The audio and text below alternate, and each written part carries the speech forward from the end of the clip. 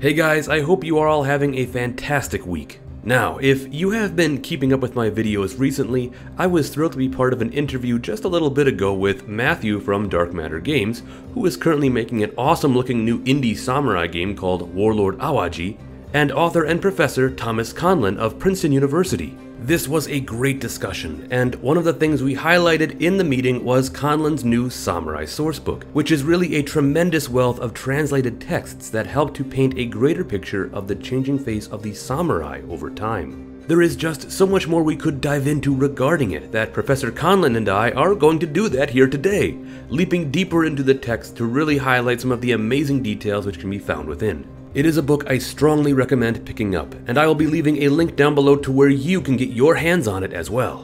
What follows here is our riveting conversation as we examine several sections within the book itself.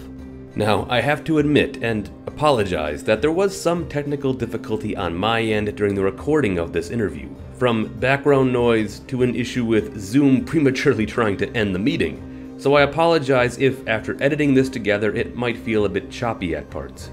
With that said though, let's get started with another awesome discussion with Thomas Conlan. To start us off, we are back with Professor Thomas Conlan. We want to talk more about his awesome source book that he wrote. But of course, for those of anyone just joining without seeing the previous video, Professor Conlan, do you want to introduce yourself again?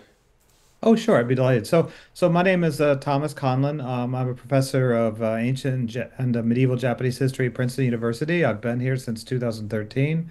My specialty is really I'd say the 13th through the 16th centuries, but my research has ranged from I think the oldest thing I've done is around the 7th century to the 19th even. And one particular interest of mine is actually looking at the warrior culture of Japan. Absolutely. Thank you for having me here today. Yeah. But we're talking about your source. I'll put it up to the camera. Your source book, which I'll put a picture of it up as well, just so people get a clearer look at it. But Hmm. this is a great book. Now, when you were putting it together, I guess how did you, I guess, want it to be used as a source reader? Like, what was your intentions with putting it together? Well, I mean, I was actually approached by Rick Todhunter, who's a really great editor at Hackett Press, and he says, "Are you interested in doing a samurai reader?" And I said, "Okay, great." And often when I've been teaching, one thing I've done is I always supplement my lectures with primary sources, and this is something I started doing as soon as I started teaching, even before I started teaching, actually, when I was still a graduate student, because I feel that there's so much you can get out of by having people read the primary source and analyze it and try to get a sense of what that means. And actually. So when I had this opportunity to come up with a book, it was great for me because I've amassed a number of translations over time. So this reader actually there's a Taiheki translation that dates from I think it was like 1993 when I was a graduate student. So that's like my oldest translation there. And then most of the law codes come from much later. But a lot of these things are things that I decided would be important to use for the classes, and I'd use them. And I would translate something that seemed interesting and it go from there. So this was I couldn't put in everything here, but a lot of the really key works were I included in this book. And then also once I realized that we needed to do the reader, started focusing on other new materials, particularly like the laws. And so I worked with a Japanese scholar named Horikawa Yasufumi. He's a great guy, and we would work on those because the law codes are actually very difficult to translate because they're very telegraphic and difficult to decipher, but quite important in the earlier times.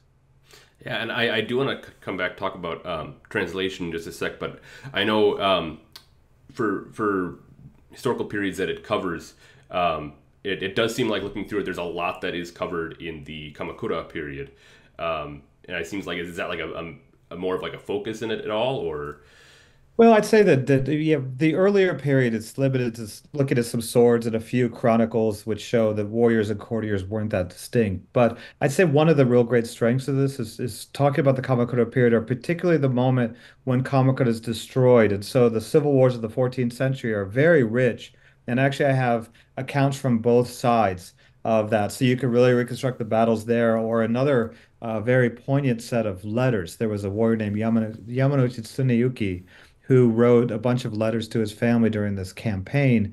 And it looks like he was killed during the course of the campaign, and all his letters then were sort of put into a Buddhist statue in this is a it was a Takahata Fudo statue. It's in Eastern Japan, and these letters were discovered in the 1990s. And so I try to give like a very personal narrative about things. And I also have about the Mongol invasions, and I supplement some of my earlier work with some new documents as well. So that's one strength, and I think the other strength is just look at the laws and then what we have for the Warring States period, and then it does cover some warrior narratives that go into the early modern period as well. Very cool. Now, are all of these texts? Did you translate all of them, or were any of them pulled from other people that have No, translated them? no, that's not the case. I mean, for example, the scholar Luke Roberts was very generous, and there's an account of a Chosokabe warrior, who was in the Korean expeditions and who Yes. dealt with Battle of Sekigahara and all that. And so he gave me those translations to work with, which were great. I also used Marius Jansen translations of some law codes. There's some of the work of Teruku Craig from Musui's story and all that. And I got permission for those to include them. So I'd say that but the vast majority are things that I translated myself, I would say. Yeah. How? I guess was there? Obviously, you've been doing this for a long time, but how long did it take for you to get to the point where you could feel proficient in translating these? That the older text, the old script that was used. Like, is there like a learning curve to this? Like, how did that all work out? I was lucky that when I was at Stanford, my advisor, Jeffrey Mass, had a class on reading these documents. And that was something that was very helpful for me. So he just brought out a document, he read it out loud, and he said, now you need to read these documents and translate them. And that's how I started. And then, but there are also other formats, and it just takes time. And Yeah. so then I went to Japan, I learned some more, I came back, and then some of the translations I work with, I mean the Taiheki one was in pretty good shape, but other things I really need to rework, and it's kind of embarrassing because if you see like my skill in translation, then you look at like I have Royal Tyler had some sections, and he is like actually I'd say the greatest living translator in the world today, and especially in the Japanese field, and his materials are just so wonderful, and we have a lot of his work there as well. But it takes time. You just keep improving on it. And my philosophy I do is what's called a functional translation. So that I try to get a sense of what is the real functional meaning of something. And then I will then express that because it needs to live in English on its own. So some people, it's like, I don't need to have the same number of characters for words or anything like that. And I actually tried to limit my usage of terms unless it's something that's absolutely essential that cannot be readily translated into English. Or it's such a complex term that it defies ready generalization, then I will leave that term in there. But I don't sort of try to overload it with lots of terms. Yeah, learning Japanese is always something I'm striving to do. I think I've told you, and as my audience knows, there was a period where I nearly lived in Japan, but that would have been my real moment to really try to immerse myself in the language more efficiently than how I'm doing it here in the United States. But it always fascinates me how just trying to then look at these old texts and try to figure out, okay, what would this be, especially with the old the handwriting. It's Mm. it's Well, always something. one thing too is that it's two different levels. So one thing is like you need to understand the grammar and from the printed version. Mhm. That's what I study first. And then you can decipher the paleography. And so that's like two stages. And so actually that's one thing I do for my graduate students is I have a seminar where we actually try to read these originals. So you need to know your modern Japanese, you need to know classical Japanese, and then from there you can sort of learn how to do that. And at Princeton, and we do have a couple sites called Komonjo edu, and there's a lot of those. And those come out, a lot of those come out of my classes. So what we'll do is we have images of documents, and we got a lot from some Princeton has, also some from Kyoto University. And one level is you could just look at the transcription and then listen to someone read it and look at the translation and kind of learn that way. And then once you get used to that, if you want to then compare the transcription with the photo, you can work on paleography. But paleography is kind of like the final step. And yet the documents, even though there's a lot of documents, they're rare enough in that most of them have been transcribed in some way. So if you're doing stuff in 17th, 18th century, a lot of these documents, they're so common, they haven't been published, but a lot of the earlier ones have. So you don't necessarily have to always decipher the text at the first stage. And I think it's important to know generally the grammar and the content before you work on trying to actually decipher the script itself. That's kind of like the final stage, really, in a lot of ways. So let's talk about the. Is it okay if we talk about the Onin War? Is that Sure. we should jump Sure. I into? mean, so one thing, I mean, I've been sort of interested in the Onion War for a long time, and I've discovered that it's been very fundamentally misunderstood in a Mm, lot of ways. And so, I don't see it as a conflict between the Hosokawa and the Yamana, but rather the Ashikaga and a family called the Ouchi. And I believe it's a very interesting conflict because it's one where, the I'd say defensive tactics became preeminent.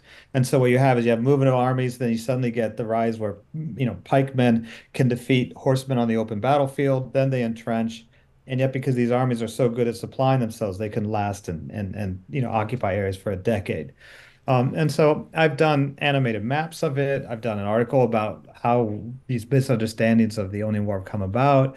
And then I really wanted to translate some of the various documents about the war because I think it's quite revealing. One is you can actually see through some cases the bureaucracy of the war and how closely, the process by which people record the wounds and then, they mhm. get rewards for it. And one thing that stands out is that there's a tremendous number of pike wounds which if you look at my work on the earlier period of the 14th century, they're very rare. So it shows you that they're using pikes, it's mass formations, they're using trenches and watchtowers, and it's very different. And that's probably one thing I think I really like about those sources. I don't rely on the Chronicle only much, just a little. But instead, I just try to show what's going on and through other chronicles. And one thing, for example, that's very surprising is that there are references to catapults.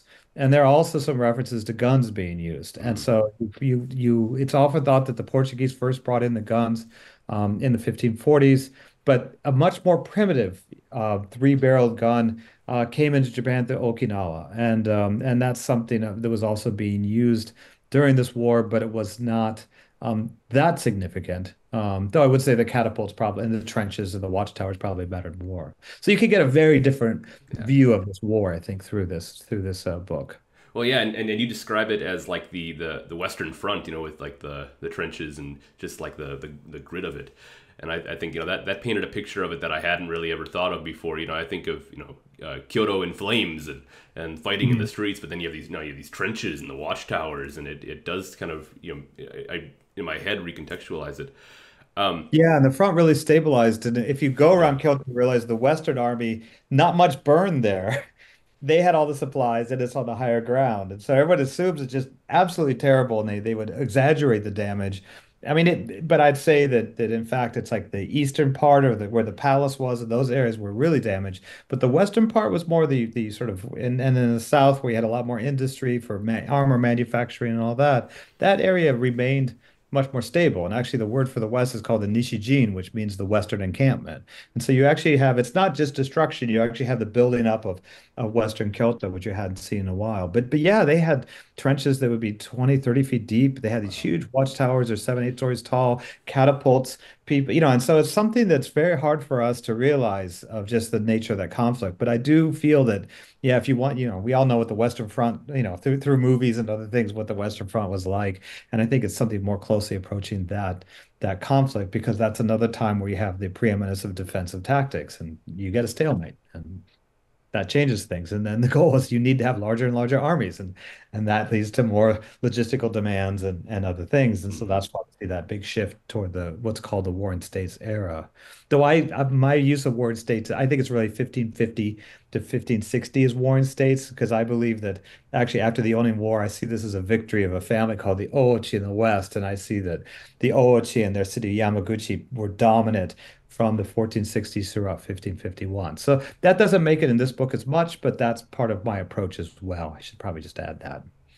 Yeah, no, it's really quite fascinating, and yeah, I really do think about it's another part of the thing that's with the Onion War. You hear so much about the battles in Kyoto, and I know a lot of I'm curious about how much also it's spread throughout the provinces. Is there any major significant clashes that really happened outside of Kyoto then, like major battles or anything? Yeah, you've actually, I'd say that Kyoto, I mean, you do have some really important battles, 1467, 68, obviously.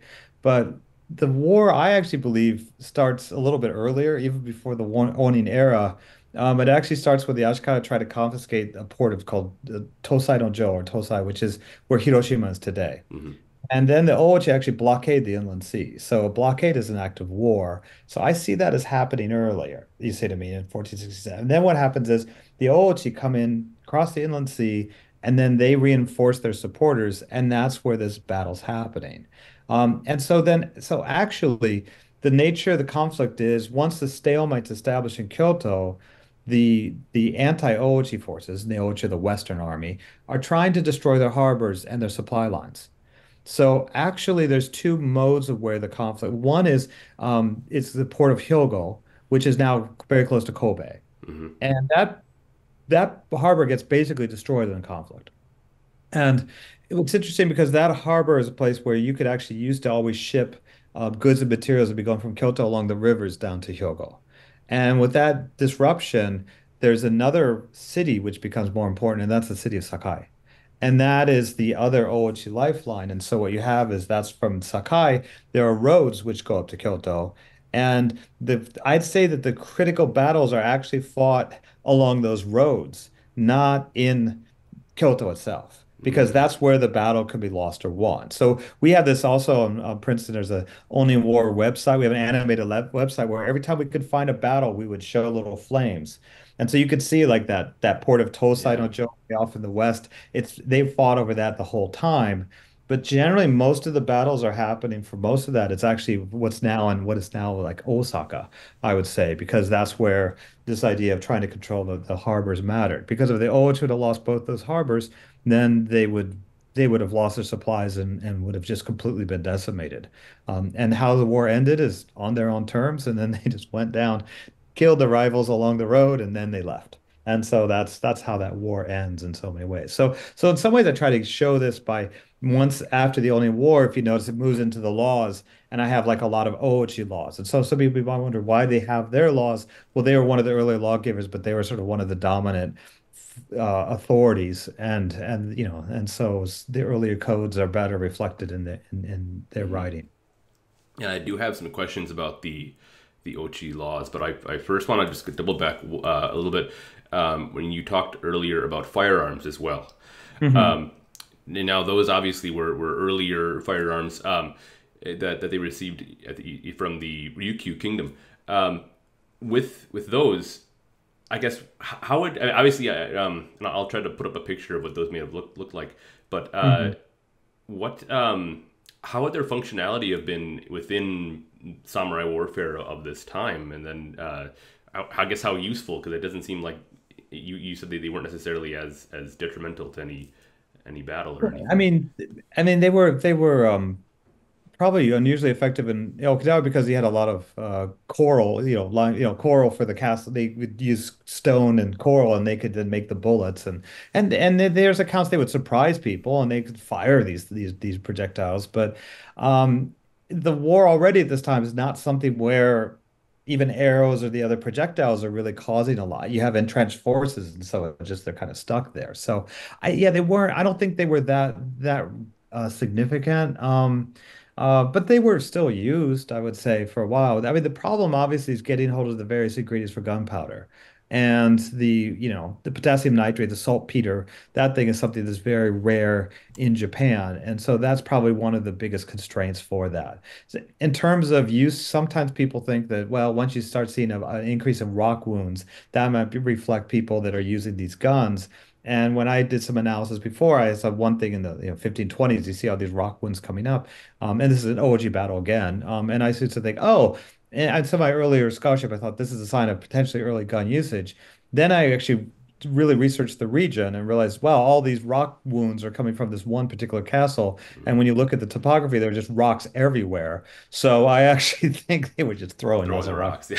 So, And and then I've written about this all before, but it's like you see, you know, it's really I'd say with the European guns are coming in, they're more effective in terms of they just increase the killing distance Mhm. because as I said before, like a bow, I mean, a bow and arrow, because the Japanese longbows were so powerful that, within say 30 feet, you could pierce a Teflon pan. So that means it could give a killing blow. Hmm. Whereas I believe that it could be, it's just a guess, but once you have bullets, you maybe double that range. And I think that that's the one thing that you start seeing is they become marginally more important there. But it's really, again, you see even in these battle documents as late as 1600, people were wounded with arrows and bullets at the same place. Yeah. So they're roughly used the same way. And I think I always feel that we overestimate the importance of guns because it just is a marginal improvement on arrows, but it had other problems like in rain, or you don't get the saltpeter Hmm. ingredients or other things. It's not obviously clear that it's significant until I'd say about a generation of use, which is really, if you look at around 1600, it's Yeah. clear that you have way more bullet wounds.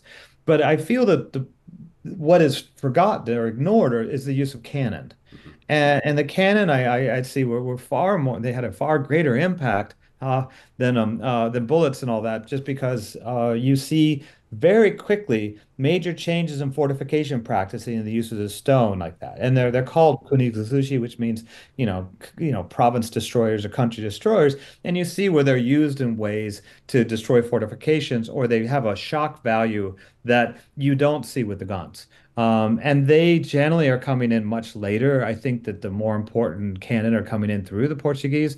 The weirdly enough, and this is strange how the terminology shifts, they're called Frankie, which is from Frankish. So I don't know why that is. Yeah. But if you look in the book, one nice thing is that we actually have um, a canon from that's attributed to Yes. Otomo Torin, who actually went by Otomo Francisco, and you can see the FRCO. Those Hmm. four letters are stamped on the gun. Though it was a gun that was made by the Portuguese, and they're also on a saddle. So, and I've translated some multiple documents like that. So it really seems like that's when you start to see the canon. Really mattering is 1570s, 1580s. And coming back to the bullet, where do we start really seeing the movement toward guns seeming to make a difference and people trying to get hold of more, potassium nitrate, saltpeter, and all that. And I'd say it's around at 1555. In some Mori documents linked to the Battle of Itsukushima and all that, you do start seeing that. So I think that, for that first century, it doesn't matter a whole lot. You start seeing the guns will have a slightly more impact, but it doesn't predominate till around 1600. But then the cannon come in a little later, but they very quickly make an impact. And those are the ones that, like the Tokugawa and others want to Hmm. accumulate as many of these cannons as possible. And you would use them to shoot at fortifications or shoot at enemy commanders. And that's why we see that move towards suddenly stone walls and castles, which have Yeah. that cover plains that cover a lot more territory so that you can't get close with a cannon. And you know, it's interesting hearing all this talk about canon because I feel like at least from the popular depictions and things, we really don't see canon being used until like the Battle of Sekigahara, and all of a sudden then maybe people are debating, okay, did Ieyasu have some? Did he take them off like William Adams' ship and is using them or something? Or Mhm. and then of course at the siege of Osaka, they cannon are being used. But it is interesting hearing how the prevalence of cannons far before that even then. Well, they've tried to get hold of them. They're very difficult. So, like Ultimo Francisco, I mean, somewhat it basically, tied his conversion to getting some cannon, Mhm. and then he famously took his cannon to sort of try to blast away the Shimazu and got stuck in the mud, and then they brought the cannon back against him. And And then they so got they're awarded very another one from the Christian.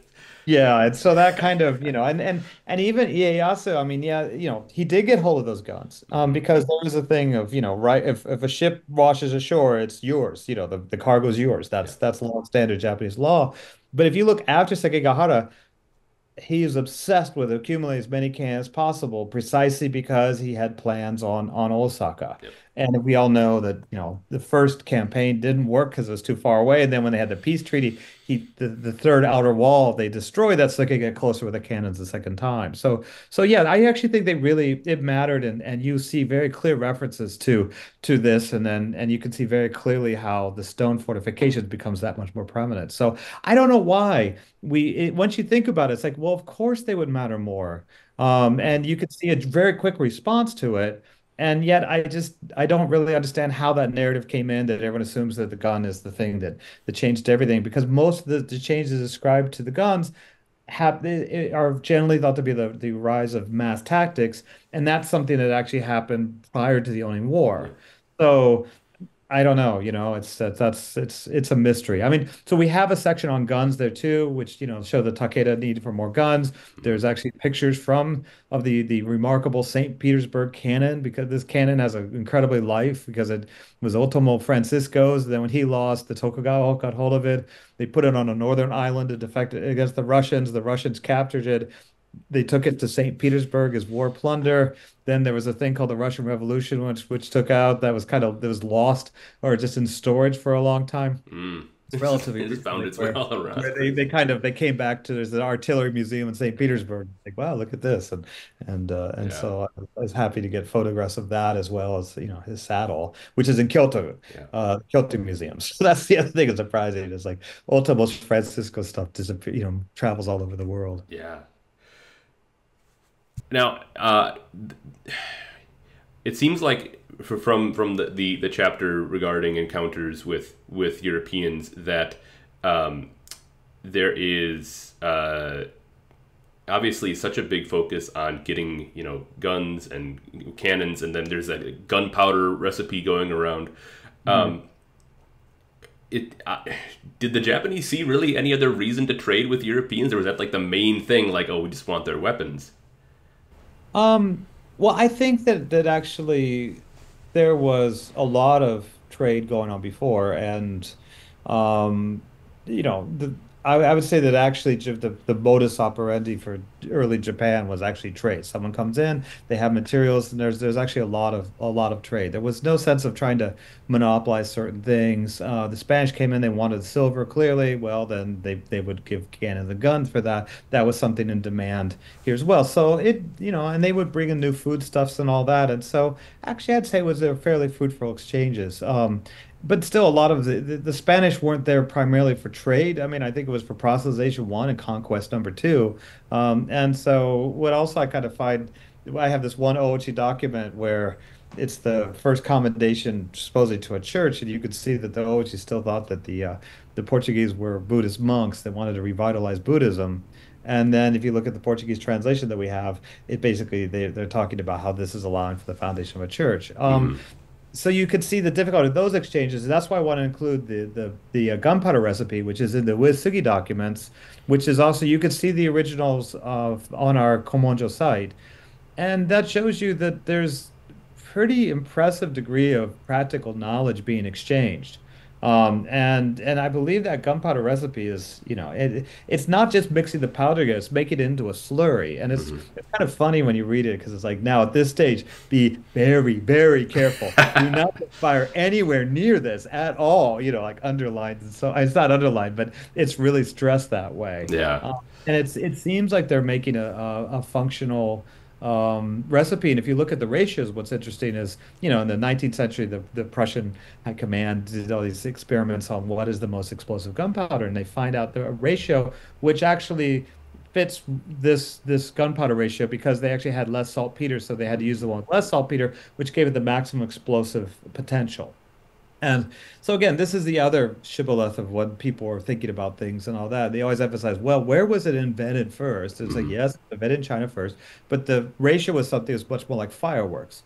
And it looks like the Europeans are the ones that perfected the most explosive power recipe. And then that comes into Japan, and they recognize very clearly this. I actually think that's not the technology of the guns per se of making them, because they could make things like this pretty easily, but it's getting that gunpowder recipe, getting that exact ratio and how you make that slurry, which was the most valuable thing. And that's why they would, the shogun would give this to his most favored people. Though ironically, he would never seal that document. It's just the other letters were sealed to show it was from the shogun. So that one no one could see this, so that's why this section is called Not So Secret Secrets, because if you look at the exchanges that we would now have, the recipe itself would be the biggest secret. And that anyone could, when these people are transmitting it, see it.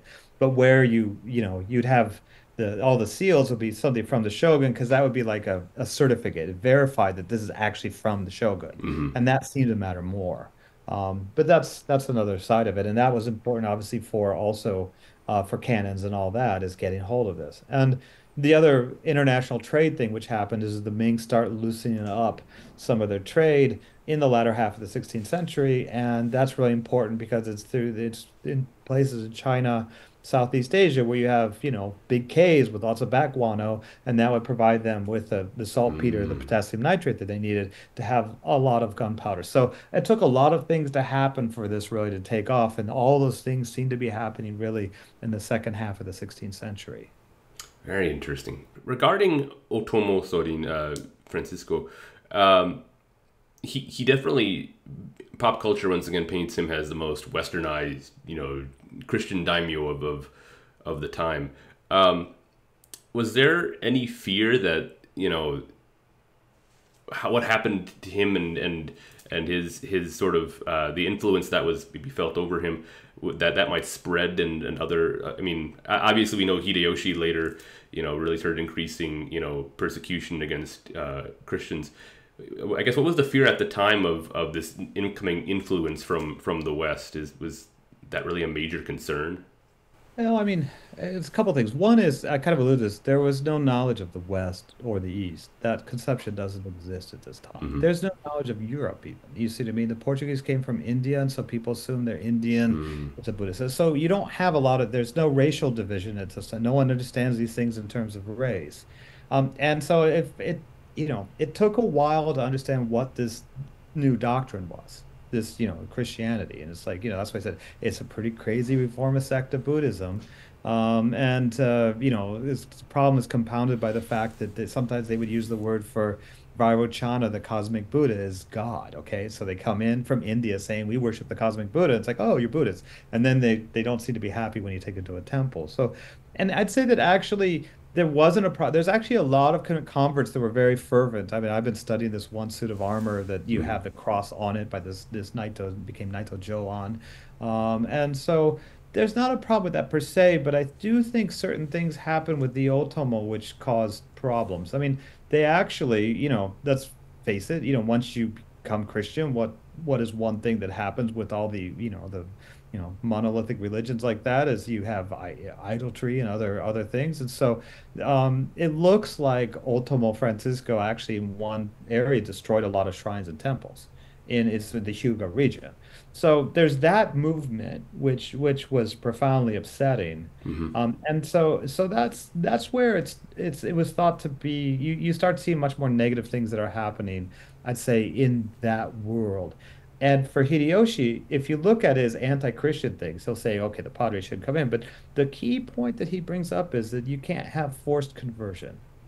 And it's actually coming back at a very important European notion at the time. And if you go back to, if you know before the 30 Years' War, I mean, there was the question with the Protestant Reformation, and you have regions that are, Catholic and Protestant, and how do you determine what is one region? How do you determine what a Catholic land is versus a Protestant land? Hmm. 1555, the Treaty of Augsburg said it's the religion of the ruler which determines it. So that's why we have all these problems, because if the ruler is Catholic, it's a Catholic domain, even though if everyone's Protestant. And when they congruent, it's fine. But when you have these differences, it's an Yeah. issue. And so what we see is that when the Jesuits come into Japan, they try to convert the rulers because then they count the whole domain as being Christian. And so that's basically why they have these very big numbers, and it makes sense from their worldview. Hmm. But when a Hideyoshi sees this, one thing that he says is, you cannot forcibly convert people, and a lord should not forcibly convert his followers. So even though he was supposedly like the most anti-Christian of these lords, if you look at the Battle of Sekigahara, who were the Hideyoshi supporters? You see the way more Christian supporters Hmm. than the other way around. And it's because because I would say it's a much more ambivalent role where he's fine if someone is Christian as long as they don't do certain things. I know for you have the section talking about, of course, the rise of the regional hegemon, the daimyo, and of Hmm. course you talk a lot about order and how order was different across Japan. And there was, of course, you have the examples with the Ochi and their more structured society, and then of course you turn to examples in the north with like the Date, and of course the north is a Hmm. bit more Hmm. chaotic. With the Ochi in particular, like what made their society so much more ordered as compared to other places? Why were they allowed to sustain this level of order that other places weren't? Well, I mean, it wasn't they were allowed to as much as that they actually were in a position beforehand to impose such an order.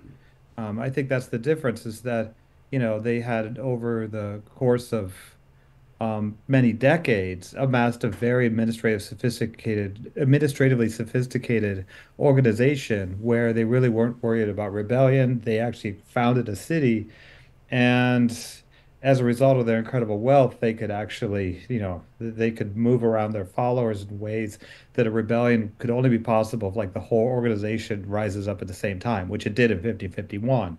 But that I think that's why. And that regions where you lack that kind of authority, they would have to live with far more autonomy. So if you kind of compare the Ochi versus the Date codes, you just get a sense of just how the northern Japan feels like the Wild West in a lot of ways. You know what I mean? It's just Yeah, like the yeah. great difference of how strong house law is and how strong that autonomy is there, where actually the Oichi law, sometimes they would interfere even with stuff within the house.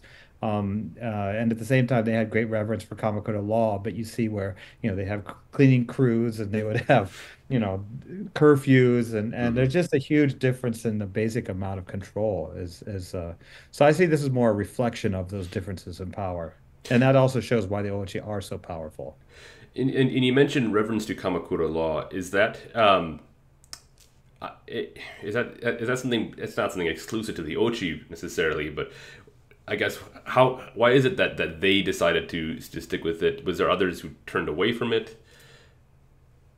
Um, I would say that Kamakura law actually remains something that is quite popular throughout because it was thought to provide sort of the fundamental basis for a lot of rights, and that the key right is the Jito, in that this, if someone has managerial authority, these lands are their own lands, then a lot of people start to take the names of those lands, and Kamakura is thought to be basically a just regime. I Hmm. mean, it was overthrown because its regulations were thought to be unjust, but there was this incredible reverence for Kamakura law. Its codes were included in shrines. Even as late as 1868, I've seen people are copying their laws like that. So that there's actually, I would say that that remains the template in a lot of ways. So the Date even, they just plagiarize. I mean, well, okay, plagiarize. But they actually, the end clause, they actually copy it outright and just change a few gods. So it shows you that, and they're using some of the language of that. And so even they all do see that as a foundational document. In a lot of ways, like in the Western legal world, the Anglo legal world, the Magna Carta is thought to be a foundational document, even if its direct influence is fairly limited nowadays. Yeah, that's fascinating stuff. Just to think about as the progression of it. And so that's one thing, like the Oichi laws and the Date laws and these codes, they're all very new. And also another thing is we have the first translation of Kamakura law since 1906. Mm-hmm. And that's probably another real highlight of this work is that, for a lot of these warriors, their identity was so linked with judicial cases and all that, so that you could really follow that through. And that's probably a subtext that people might not realize about this. It's about samurai and the warfare and how these orders come about, but it's also about their legal world. And so if you wanted to do something about like samurai courts, you'd have a lot of law codes and a lot you could work with. And so that's probably the thing that people might find most surprising. I would say it's just how important these laws were and how they tend to link to Kamakura in many ways. And I guess it's sort of relating to this, but you also had talked about it a bit earlier, where you were talking about sort of where you consider the rise of these autonomous these hegemons. and how you kind of move the timeline up a bit in terms of like where you see it really starting. Can you touch on that a bit more as well? Yeah, for hegemony, I mean, I would say that for me, it's the 1350s are a real change because that's where there's a law called the Hanze, which means half the province's revenue can be used for military provisions, and that leads to a devolution of the authority of the state, and that allows then the people who have this position, and the office is called Shugo, which means protector, can start then using the revenue to for their own military provisions for an army. And as they get more powerful, they try to break down this autonomy of these warriors. And that's a process that takes a long time, where they can establish that authority very quickly, very early, like the Oichi. They break down that autonomy and they subsume these people, and that's where they have a lot of peace. And because they control it so much that no one can really resist them. Where that doesn't happen, you have like in the Date examples of it is a key one because the Date don't get really significant larger authority until like the 1480s. You see where they tolerate a great deal of autonomy and so on. So that's the change. But I do see the 14th century is the sea change, whereas and I don't see the Kamakura period, the rise of the warrior government, where the court is sort of, completely overshadowed. I see the Kamakura regime is actually basically, functioning to help uphold a lot of court regulations. And so I see a lot more continuity from the earlier period through the Kamakura period, and then the real change comes later. Does that That's make sense? it does, yeah. Now we that's definitely, of course, on the larger scale, but of course, a lot of people also, in a similar sense, they think about, okay, so now we have these powerful rulers who are emerging, but on a more individual scale, I know a question recently now is concerning more what makes someone just an individual into what we consider today a samurai. Hmm. So obviously, I think one of the defining documents that helps really paint that picture, of course, early on is Hideyoshi's separation edict, and you do include that in the source book as well in a lot of the different parts of that. Um, do you see the real separation as starting there, or do you think that's something that more develops more once we get into the Edo period and you have the Buke Shohato and further details that specify sort of what a samurai is? Yeah, I would say that I really see it's a more what? It's a very complex process. And you start seeing the Hideyoshi's concerned about statuses, but if you read the documents, it's actually really it's not that clear what he's looking at. You see what I mean? And Hmm. so often we say that you really have the division that's happening, but it's not completely formed. I mean, I think the Buke Shohato is probably the more significant one of creating certain boundaries where you have this idea of the samurai as an order which is bound by these laws. And I think the other principle, which is we don't appreciate as much, but the idea that the warriors are distinct from the court, whereas before they're always officers of the court, and their Mm, very basic military authority comes from this link to the court. That's something that changes. So you look at the old portraits; they are wearing court robes and all that. yeah. And Buke Shohato says these things are to be very distinct. Hmm. And also, it's with this time where it's like if you want lands, you can become a peasant, as it were.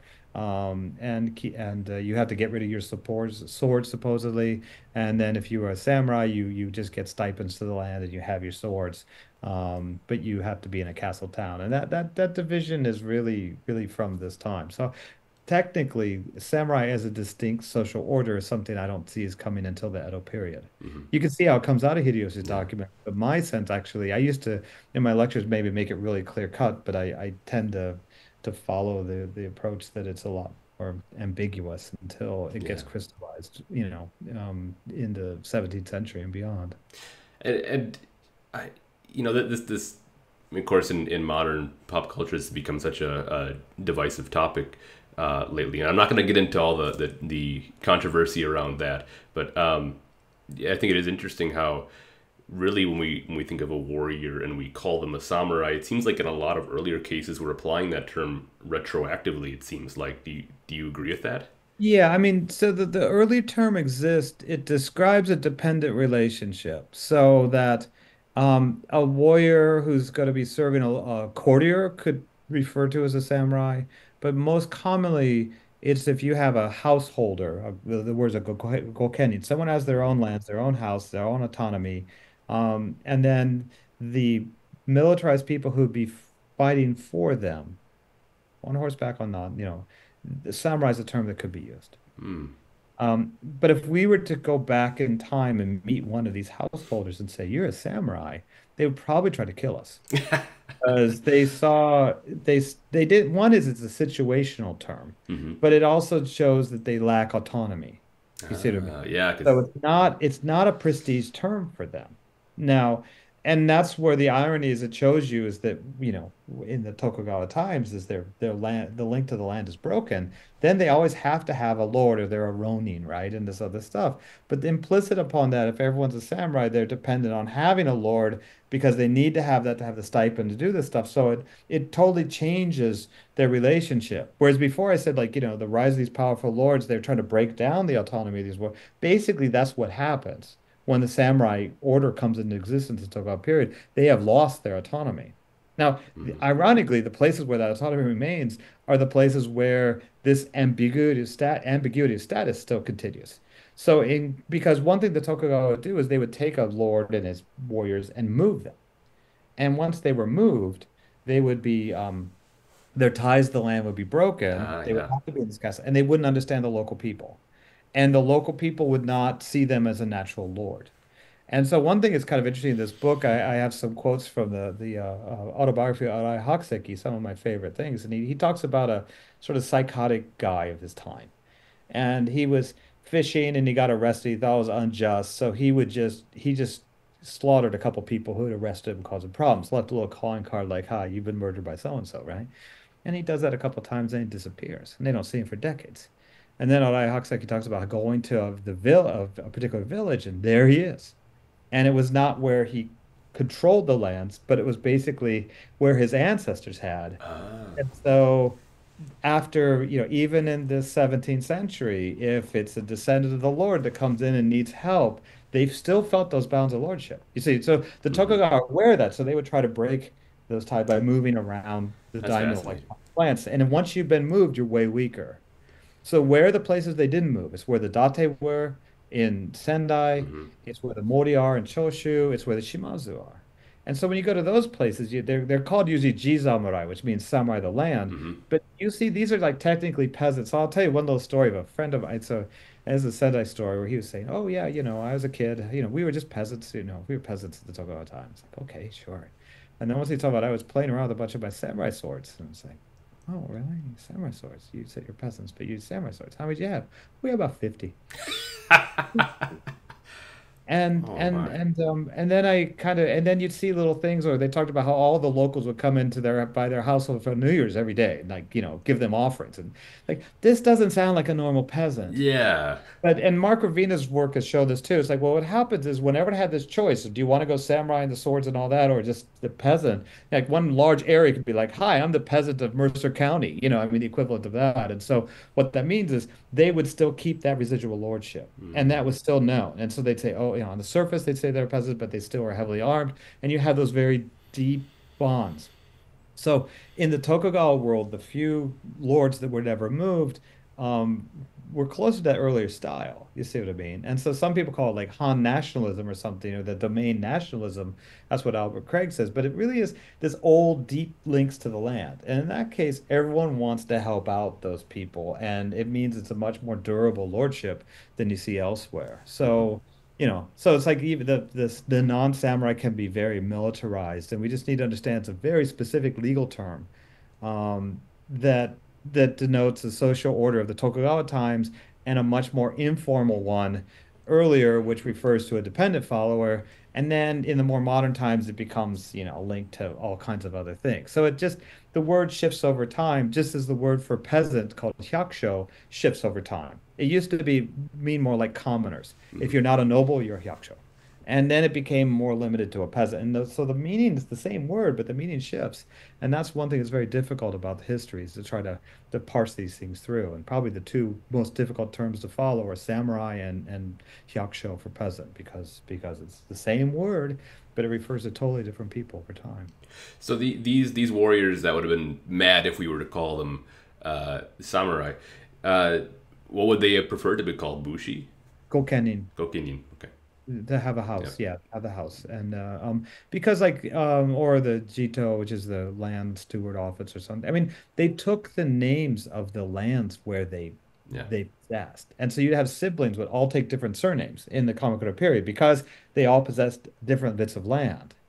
And so that shows you how important that was. It was this idea of having the lands, having the autonomy, and not even familial networks because they all wanted to show distinction. Hmm. And so that's something I think is really kind of interesting. So that's what they cared about, really. They did, and they didn't, and there was no great class, you know, affinity or something like that. It was more everyone was trying to compete and gain more recognition and prominence and lands, and the more lands you have, the you would take on that name, you know. But then it becomes unstable because if you had so much land, then your samurai, your followers get lands, and then they might start doing things their own way as well. So sometimes as one person rises up in the world, their followers then start doing their own thing, and they can actually it's a very fraught thing.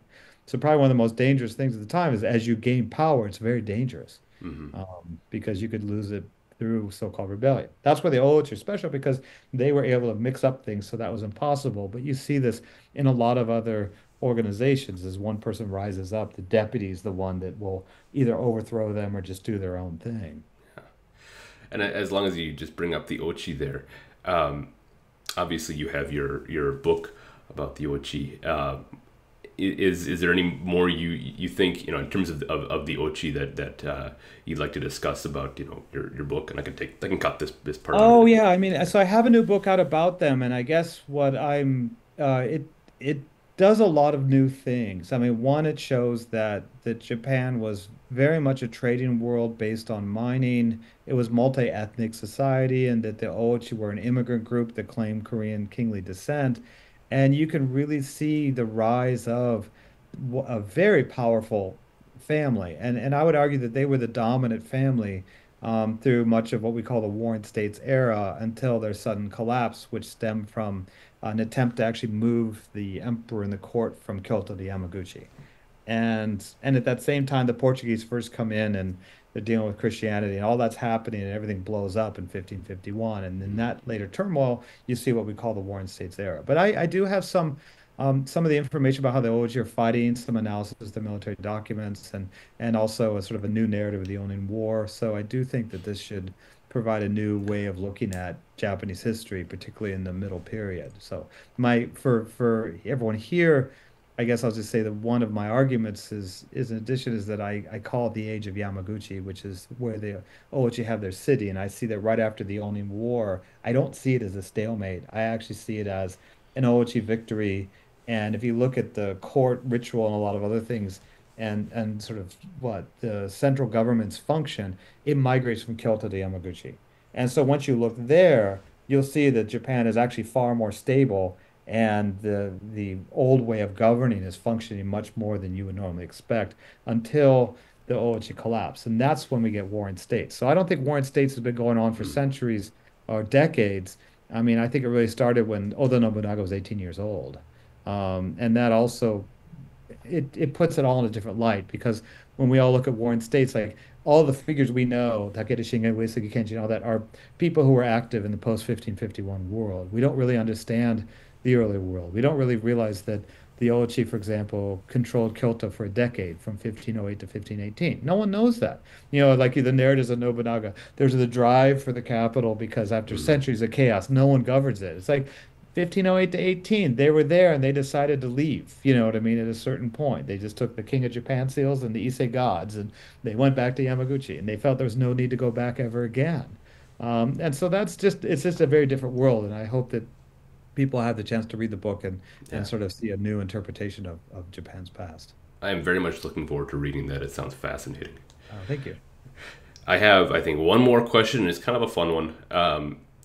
We're talking a lot about lineage and of course, familial ties. And I think that you mentioned it a little bit in your source book, but it's really not. I don't think it's really talked about too much. But the fact that Tokugawa Ieyasu changed over from Fujiwara to Minamoto, and Mhm. uh, there's this popular idea out there, and I'm curious. So the idea I think comes into that he's strengthening his claim to be shogun, or Hmm. to have that legitimacy. So I've talked with others and seen some stuff where it's people wonder if that's actually a myth, that you didn't actually need to be of the Minamoto to be um, shogun, or there wasn't necessarily that legitimacy factor for it. So I'm curious to hear your take on that. Was there this need to be of like the Seiwa Genji to actually become shogun?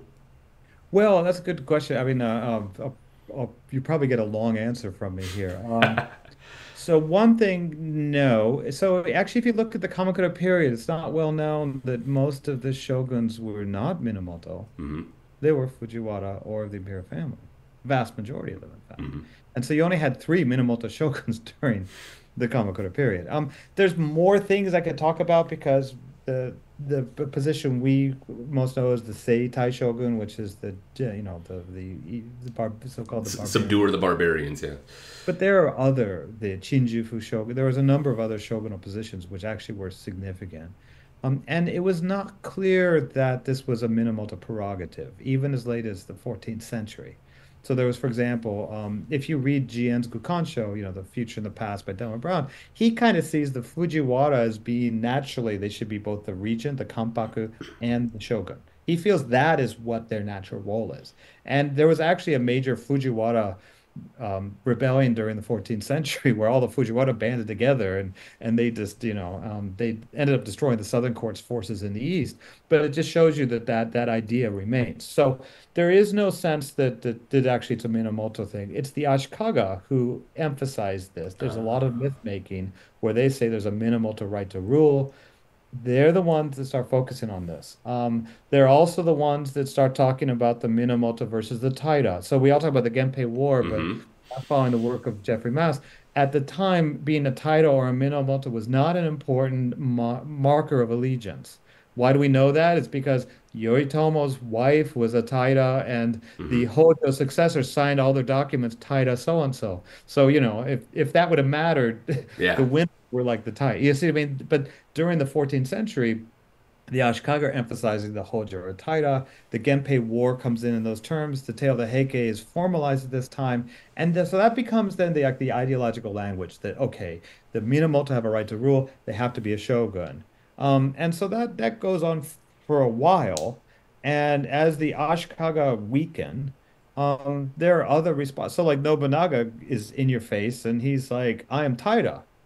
You see, I believe I could be wrong on this. Okay, I'd say, but I believe he was actually the Oda were a Fujiwara line. Hmm. He starts what you have is before so like the Minamoto, Taira, and Fujiwara names. There's also Tachibana are usually called clan names or lineage names. They're Hmm. very broad and they're very old. So those names used to matter the most and be used in the most formal circumstances. And then people over the course of the Kamakura period, as they got lands, would create a much narrower family name. So when I've talked about this before and I've said how, like they would take on the name of their lands, they would still keep their Fujiwara Minamoto or whatever their Uji or their lineage name, but then they'd say, oh, okay, I'm a Hojo now, or I'm a Takeda or whatever, and they would take it'd be based on more where they had their holdings. They'd still keep that and they that really mattered. And it's until the late 16th century when things really shift and people start just not being as bound to their clan names. And that's when they can start just winging it and changing them. And that's something that was inconceivable before the 16th century. And you also have, Hideyoshi's case. The emperor helped him create a new lineage name. That's Toyotomi. Hmm. And I've actually seen in his time, every warrior signs, even like the people we know as Uesugi, would sign it as Toyotomi so and so. They all adopted that Wow. lineage. So it becomes fluid. And that's where the Nobunaga's of Fujiwara is like, well, I'm going to be a Taira because I'm destroying the Minamoto. He's playing that against them. Yeah. And then Hideyoshi, who does things very differently, he gets adopted to the Fujiwara family, but they prefer creating a whole new Uji. And that's where the Tokugawa, which were Fujiwara, decide they're going to play up this Minamoto card Hmm. at this time. And so it's very politically expedient for them to say, oh, no, we're a Minamoto. and you have to have then, and so then they rely on that. And then as they create their histories, we all get this standard thing of, oh, the Minamoto have always had this right to rule, and it has to be this lineage for them to be shogun, when it's a matter of expediency in a lot of ways. And it's really an Ashikaga creation. And if things had been differently and Hideyoshi had and his successors had remained dominant, you would never see people talking about it in this way, you know. Wow. So that's where the Kamakura period is really interesting, because it's actually the model of the shogun is of a courtier. It's of a high-ranking Fujiwara or an imperial prince. And that's even when Ashikaga Takuji is the first Minamoto, shogun, of the Ashikaga regime, he acts a lot more like those courtiers than he does. He doesn't do day-to-day stuff. He does a lot of prayers and other things. So he's acting much more like that model. And they spend their energies trying to make themselves ultra courtiers and and that's where its culmination is with third Ashikaga Shogun Yoshimitsu, who basically acts like a sovereign. And they are just master this court ritual. And so that's the essence of their power, is really the court. And that gets lost real quick with the Tokugawa, because they can't handle any of that stuff. So that's when they want distance. They want to create this idea of the Minamoto being very separate. So it's a long answer. There's just a lot going on there. Does that kind of make sense? And It how does. it's It so does. complex, because they're willfully manipulating the past in ways to make them look good, and then they're dominant for over 2 centuries, and so they write all the histories and all the accounts, and it says, oh, it has to be this way. Hmm. And they certainly don't talk about the fact that they were a Fujiwara. But again, the fact that they were a Fujiwara doesn't mean they're linked to these earlier courtier lines, because the old courtier lines that were really important didn't call themselves Fujiwara at this time anyways. So, it just was a nondescript, clan name, really. Well, And that answers a question I've had for a long time. okay. Yeah. It's a great question. I'm glad you caught that. And it's just Yeah. Yeah. but it just shows you why you can have a lot of confusion about it, is because at certain times people have an interest in obfuscating. And there's the Ashikaga did, and the Tokugawa doubled up on that. You know what I Yeah. mean? Or doubled down, I guess you should say. And there's certainly many more questions I could springboard off that, but in the interest of time, I'll save those. Oh, okay, okay, yeah. So, and that's even like going back to the Oji group. They used of a Korean immigrant name, Tatara. They never changed their Oji either. So before it, so it's what's so interesting about the span of Japanese history is that it really does shift over time, and that's one thing I really hope to do with this book, is to show you just how different these warriors are, and how different their sources and accounts and ideals are over time. And so that's one thing that, there's many things of why I love Japan, but one thing is also is that you could know so much about the past, and you can see how the same place, even though it's never had a major disruption or invasion, it radically transforms over time. And Mhm. so if you really want to know that process of change, Japan is like one of the best venues to sort of really follow that over time. And it seems like continuity, but it's really far less than you would imagine. Yeah. Fascinating stuff. I love it. All right. Well, I guess I think that's what we had for today. Once again, I'm going to hold up your book here, and I'll leave a link down below to where everyone can get themselves a copy of your samurai, source book here.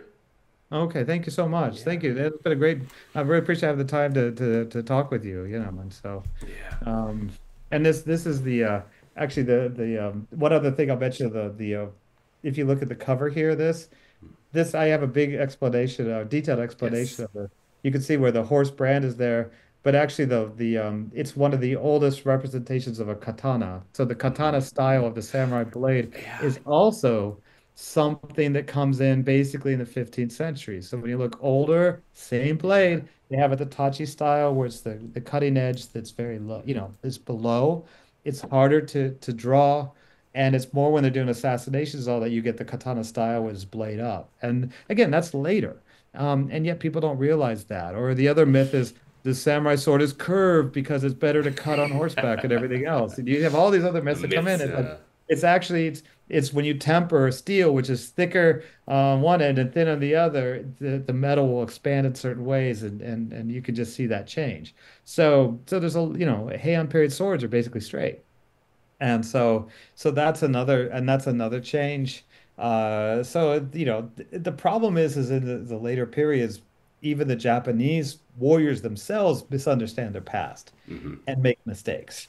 So don't, if Oh someone yeah. realizes, wow, I didn't realize it that way, it's not just on you, but it's been generation after Yep. generation of people making And misinterpretations. and of course all the Edo period myths that came about, all the romanticized details and things, and it creates difficulty for us then to try to look back and figure out. I know you mentioned the Onin Chronicles, and then you also say that it is believed that it's actually written a generation later, so it's hard Yeah, to so like the figure. Tale of Oni was thought they thought it was an eyewitness account was actually written when the Oichi were in the capital, and Hmm. that's when they use the Ashikaga as their puppets, so they don't want to highlight the fact that they're Yeah. fighting them, so it changes there. Or even they get armor terminology wrong. So there's like a style called a haramaki, which is the the where it opens on the side, and one called domaru, which opens in the back, and that's very clear medieval understanding. But in the Tokugawa period, they switch the words so that I Mm. should say I'm doing the pre-Tokugawa correct